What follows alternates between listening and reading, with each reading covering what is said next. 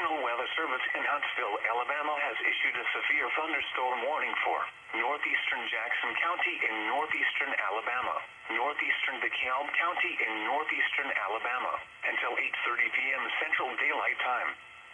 At 7:50 p.m. Central Daylight Time, a severe thunderstorm was located near Stevenson, or near Bridgeport, moving northeast at 40 miles per hour.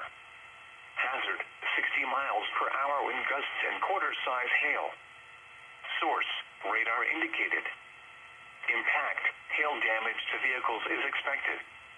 Expect wind damage to roofs, siding, and trees.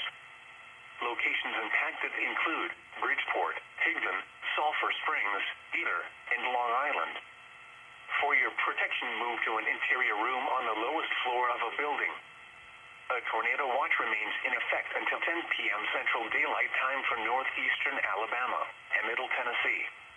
Repeating, a severe thunderstorm warning has been issued until 8:30 p.m. Central Daylight Time for the following counties in Alabama: DeKalb and Jackson,